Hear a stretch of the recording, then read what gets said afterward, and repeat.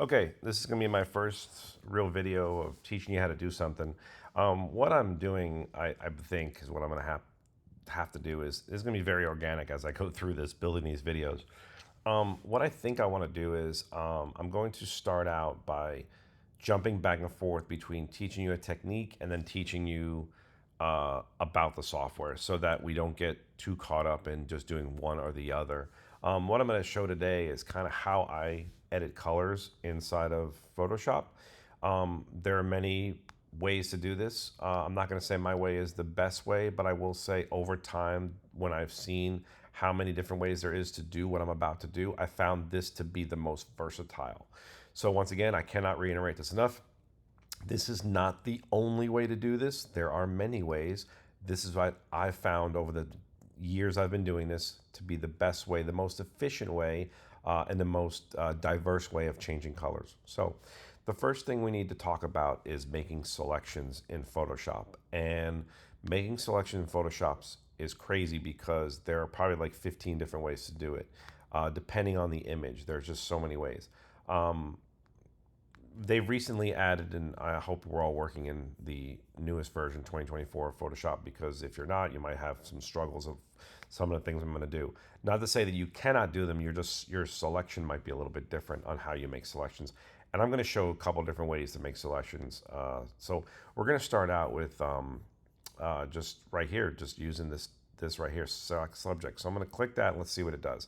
And as you can see, it selected what was in the foreground and it didn't get the truck in the background. And by the way, let me point out, obviously, if you haven't figured out yet, we're going to change the color of this truck. And it didn't really do a good job because it selected this. I'm probably not going to change the color of the bumper or the tire. It didn't grab the back. So that really didn't do a good job. So I'm going to hit Command or Control D on a Mac to deselect that. Oh, and by the way, I'm a stickler for shortcuts, so I will be pointing a lot of them out. You should learn the keyboard shortcuts because they're very helpful and they just speed up your workflow. So I will try to do my best to point those out. I work on a Mac. Whenever I'm going to tell you that I need to select something, to click something like this, or let's say we're going to make this and we're going to need to deselect it, which means to take the selection away. On a Mac, it's Command D. On a PC, it's Control D. So I'll try to say both so you know what we're talking about. All right, so the next way we can make a selection is, so the select subject didn't work for us. The next way we can make a selection is to select by color range. And basically what that means is that we're going to select pixels that have the similar hue. I'm going to pull the layers panel out of here just to kind of give us a better view of it. If you don't see the layers panel, go up to Window and go down to Layers, and then it'll bring up the layers panel. I'm going to duplicate my background so that I have two of the same images, and I'm going to just make it so this background stays the same because I always want to come back to this. And now I'm going to select just the background copy. I'm going to name this car.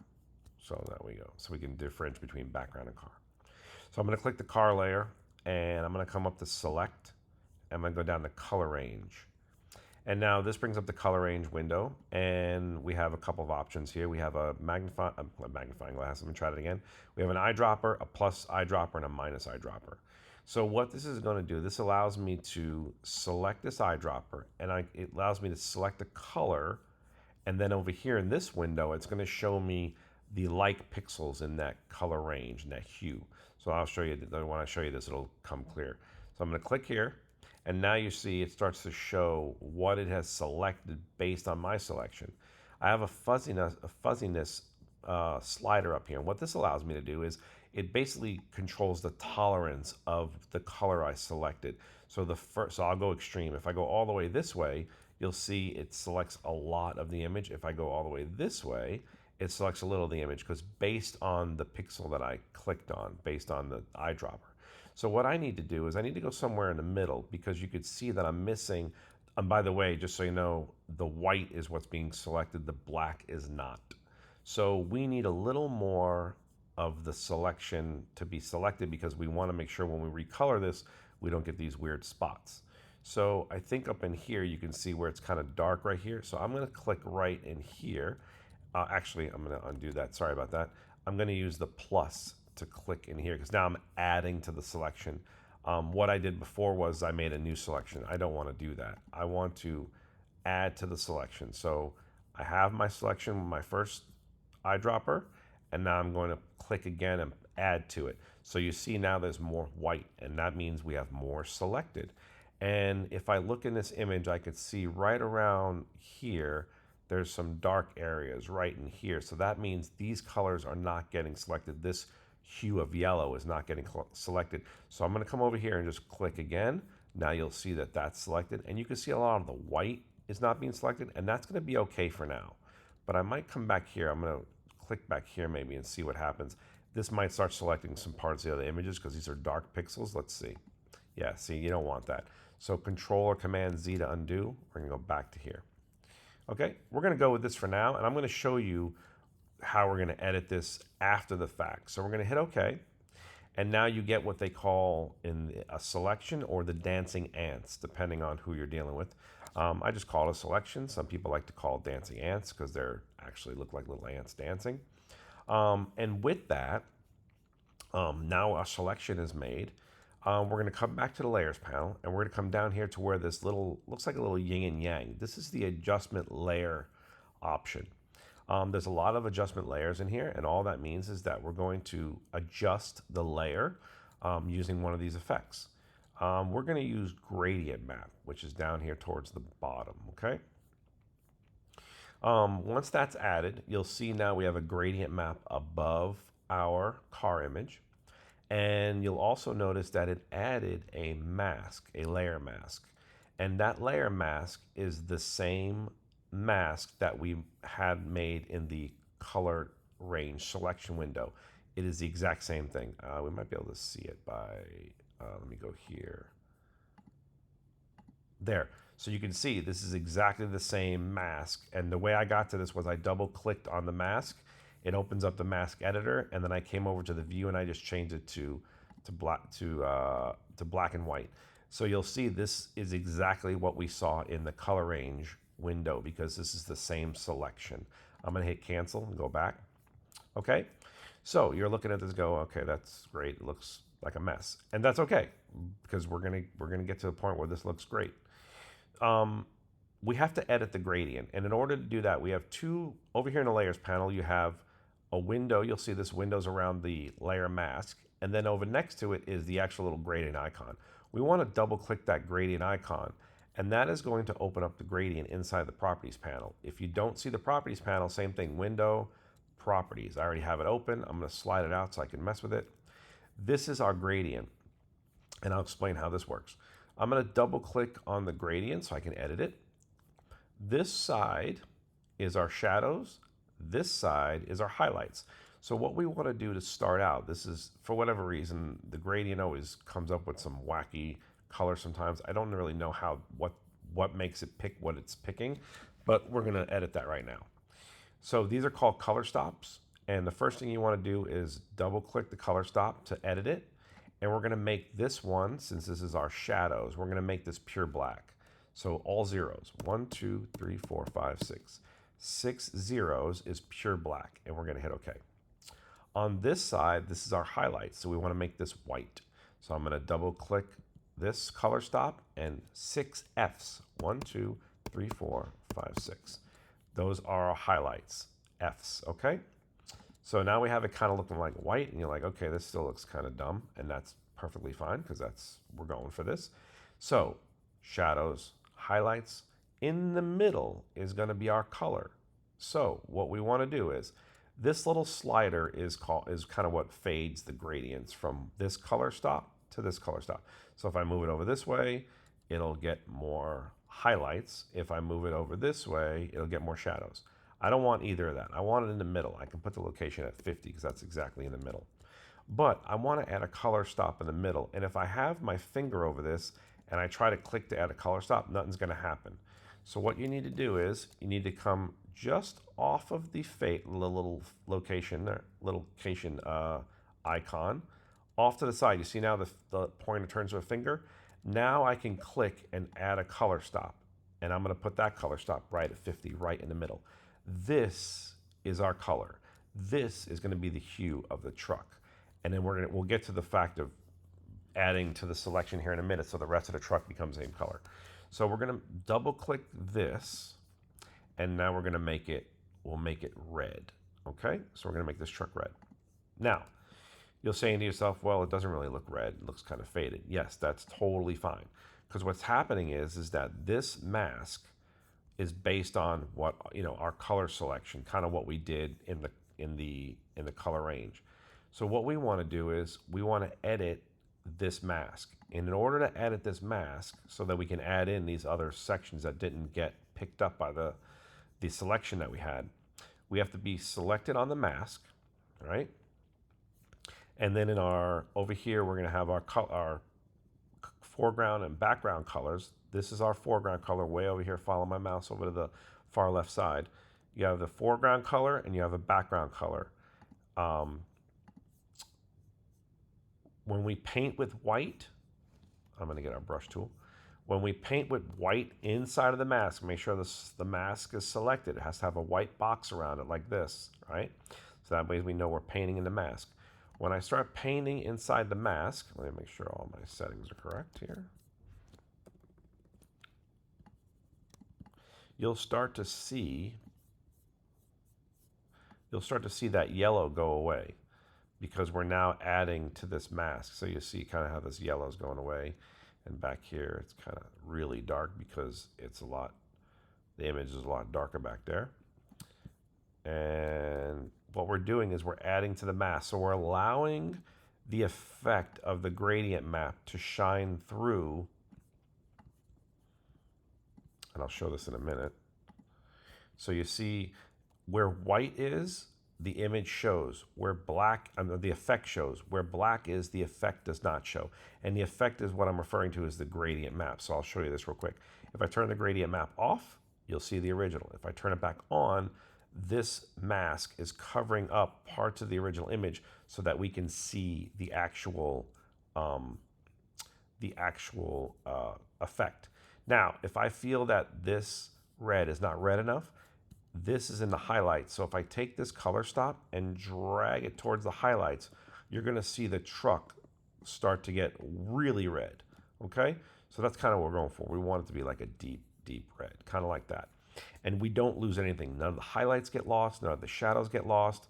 Now, there's still some work to be done because we got to zoom in. You'll see here that we have, whoops, I want to make sure that's a mistake. I'm not inside the mask, so that's what's going to happen. I need to be clicked in the mask. You see the white around the gradient? I need that white box around the mask so that I can edit the mask. And I want to make sure I have white as my foreground. So when I start to paint, it covers up the yellow. If I had black as my foreground and I started to paint, it'll bring back the yellow because remember, so this is a little thing to remember. White reveals, black conceals. And what that means is that I'm on the gradient map, so if I have white, let me go to a place. If I have white, I'm going to reveal the effect. If I have black as the foreground color, I'm going to conceal the effect. And when I'm concealing the effect, I'm seeing what's underneath it, which is the truck, the yellow truck. Okay, so right now what we're going to do is we want to color in all the places that we kind of see that yellow shining through because we don't want that yellow, we want red. And you can kind of get in here and really dial this in. Now remember, this selection wasn't so easy because of the way this image was. In other instances, you might have an image that selects the subject super easy and then you won't have to worry about doing this. But I would rather show you this so you can see how really detailed you can get in here and really work on these colors to get them the way to look the way you want to. And of course, we're going to go way back here because this whole truck is red. We don't want to get the handle because that's going to say kind of like a silver. That looks like the windows to me, so we're going to leave that alone. Clearly, we're going to do this part and all of this. And once again, all I'm doing is painting with white because white reveals the effect. Black conceals the effect. So we're going to come here. I'm going to get all this. Get this. And we're probably going to do the grill as well, because the grill, and once again, look, I went outside. That's okay. All I need to do is swap my foreground and background color, because I want to get the black, because now I want to conceal the effect. I don't want to reveal it. I want to conceal it. So I use black to do that.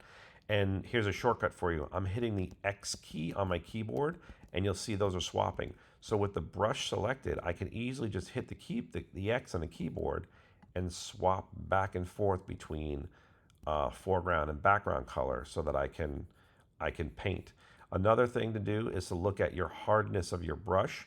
You might want to get it somewhere in the middle, 50%. That's up here at the top. If you don't see this bar, this should be under workspace, arrange. I think it's on the control bar. I actually, if you set it to workspace to essentials, you'll get that workspace up there, that bar up there.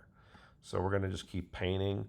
We're going to paint all this because this is silver, but this is reflecting all of the yellow from the image. So we're just going to paint over this. I might go back and clean that up a little bit, but we'll see how this looks. And remember, the great thing about this is that we're working what they call non-destructive. And what that means is that we're not affecting the original image. So we can always go back. There's never a mistake. We could always go back and go, oh, you know what? I don't want that to be yellow anymore. I want it to be a different color. And I'm going to show you that in a minute. That's what's really cool about working this way. I'm going to show you something really neat here in a second. Let me just kind of rough this in. And I would probably take my time, maybe doing this a little bit neater, but I'm just doing it real quick just so you can see how this works.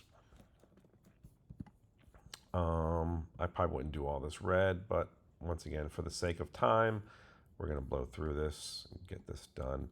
This looks, see, so in here, you have hints of yellow. I would probably attack that a different way, which I'll show in another video, maybe later on. We're not going to worry about that right now, because I don't want to throw too much at you. What we got down here? We got a little bit down here. I'm using the bracket, left and right bracket. It's the keys to the left to the right of the letter P. I'm using the brackets to make my brush bigger and smaller. Left bracket smaller, right bracket bigger. Another keyboard shortcut. And now I hit the letter X so I can get my foreground color change, so I can paint this in, change it again, and I'm just hitting X. Like I said, I'm just hitting X back and forth so that I can color this stuff in. And like I said, this is probably a little bit roughed in, but we're just doing it for this example. Okay, so now if we zoom out, you can see now we have a red truck. And it looks like I need to fix this right here. No problem. Just paint these couple pieces in. And you could dial this in and make it as neat as you like. We'll just do this real quick. There we go. That looks pretty good. I definitely don't want the silver. But the problem is it has a lot of yellow in it because of the reflections. But like I said, that would be dealt with in a different way. But for now, this is fine for what we're doing. Okay, so here's the great part about this, doing it this way, is now I already have the selection of the truck. So let's just say, I'm like, you know what, I don't want this to be red. I don't like the red, or it's too red. I can come over here to the gradient map layer, click on my gradient. In the properties window, click on my gradient to edit it. And now I can edit the color however I want, and it'll change on the whole image where my mask is. So if I double click this color stop, I can now change the color of that truck to whatever I want, and everything stays in the same. So you'll see now, if I choose such not a darker red, I think it fits more in with the image, kind of what's going on. It's kind of almost like a muted back here. I could take my saturation down so that it's not so punchy.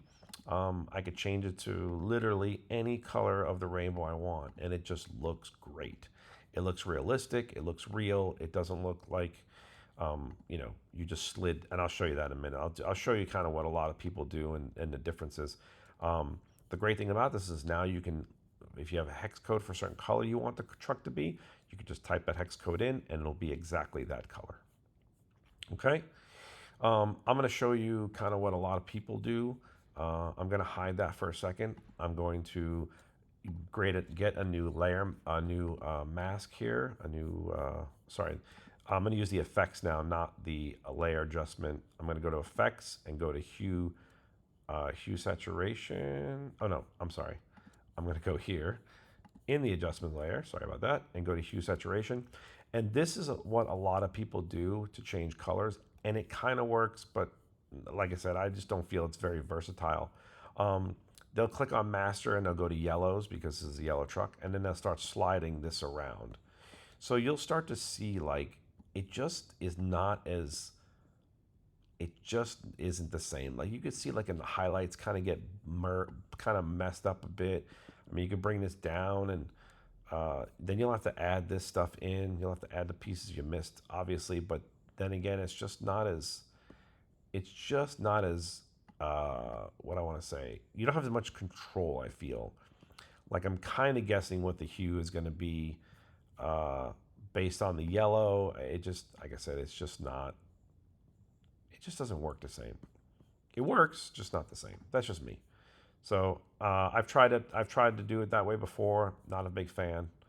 So I like this way the best because I just feel like it just gets the richest colors. Now you can see here that we missed a couple of yellow spots, and that's okay because we can just come paint those in. No problem. Always editable. That's the best part. This is called working non-destructively. I can always come back and always edit and refine my selections. I can always add or take away from them.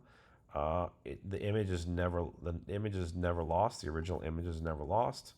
So, and once again, I wouldn't do it this way, but I'm just doing it for this demonstration. I would come in here and really dial this in to make sure that all my reflections look good. And there you go. Pretty awesome. So let me just show you something real quick. I'm going to grab one more image, and I just want to show you something kind of neat. I'll just grab another car image. Give me 1 second and get one. Let's do this red one. I think will work. Let's try this. It's downloading. I'm grabbing it right now. So,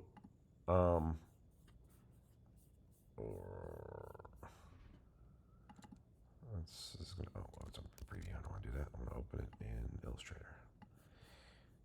So, I'm sorry, Photoshop. So I'm in Photoshop, and I have this other car. And what I want to do is, I want to match this green. I want this car to be the same green. So what I could do is, I could literally take this gradient map that I already have built, drag it out, hover over this other image, and plop it on top. Now, you'll be like, well, that doesn't work because it looks weird. Yeah, because it's using the mask from the other, it's using this mask. So we have to make a new mask. So that's super easy. So all we need to do is we're going to start fresh. So where this white box is around here, we're going to fill this entire space with black. So in order to do that, I can have my foreground set to black, and I can go to edit, fill, and I'm going to fill with foreground color. So now you see it's all filled and it's gone. So what we're going to do now is we're going to come back to our background image, and we're going to do the same thing we did before, kind of like a recap. We're going to go to select, we're going to go to color range, we're going to click on the red because that's what the color we want. We're going to go to our plus tool so we can add to our selection. We're going to add in a bunch of the other red hues so that we get some more of the car. We can take our fuzziness up to add in more of the car. And we want to be careful not to grab the white because that'll kind of screw things up. I think that's pretty good for now. I'll hit OK. That will be my selection. I'm going to click on my mask so it's highlighted with a white box around it.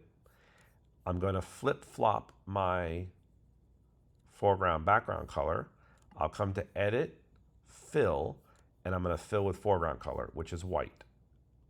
And now you'll see this car is now green and pretty much matches this car. Now, of course, this car's original is yellow. So if you had to, you can just come over here to and just lighten this up a little bit. But you can see, once again, you get a really good, I mean, this looks like a green car. You would probably not even, you wouldn't even question it. And that looks like something else in the background. We're actually going to take that out because that looks like another car back there, not part of this car. At least to me it does. So we'll just take that out. And once again, I can go in here. If I see some things that look a little weird, that's a reflection. That's fine. I could probably just dial this in to make it even more green. Once again, I'm just painting with black inside the painting with white inside the mask. Okay, I'm gonna leave that alone. This looks like you can get like that. Not going too crazy. There we go. Boom. That's it. And same thing. I can click on my gradient, come over here, click on my color, and change this car to any color that I want. It can be black even. And once again, with black and white are always kind of tricky because they're the extremes. So you might have to, excuse me, I have to come in here and just kind of dial this in. You can see where the spots are that you need to kind of edit. Super easy though. Just come in and paint where you see like hints of red. And once again, you don't have to go too crazy because this is the real world and there could be something somewhere else that's throwing red onto this that we can't see, and that's totally fine because that would be real. But there you go. There's our black car from the red car. And you could even do white. Like I said, white and black get a little tricky because white, you'll never actually do pure white. You'll do like an off-white, kind of like somewhere, whoops, somewhere in there maybe. I mean, that looks pretty good. And if you want to get more white, you can take your hue color and drag it towards the shadows, and you'll see that that'll become a lot more white. Another trick would be is to click on our shadows and make them a little lighter, and that'll make the car that much more lighter. So there's that. And this is one of those times where just go in and have fun. Like you can't break it. Nothing's gonna happen if you click the wrong thing. Get in there and mess with the masks, paint over them. You know, you just do them black and white. You just paint in black and white. So you can't mess anything up, and you're working non-destructively. So you can just go back and change it. It's not that big of a deal. Don't be scared to get in there and mess around. I'm gonna change this one more time. This color of this car. I'm gonna make this black again. I'm gonna change this to, I mean, look at that. It just looks great. And something to note, try to stay away from the top up here. These are always like the brightest, most obnoxious colors up at the top. Kind of come down towards the middle. It kind of gives you a little bit more, like a little more realistic. And over here on the side, this looks a little intimidating. The only three I would worry about is HSB, hue, saturation, and brightness, okay? So the hue changes the color, obviously. The saturation changes the amount, like how much ink, let's say, the saturation. So if I come down, you see it gets lighter. If I go back up, it gets more saturated. And the B is for brightness, how dark the color is going to be. So I can come really far down and get dark, or I can go really high up and get light. So something to know, hue, saturation, brightness. I would just mess with those three. And you see the slider changes depend which one you have selected. Hue, saturation, brightness. Okay? I wouldn't worry about these other ones for now. And you have your hex code right down here. So if you had a hex code from something,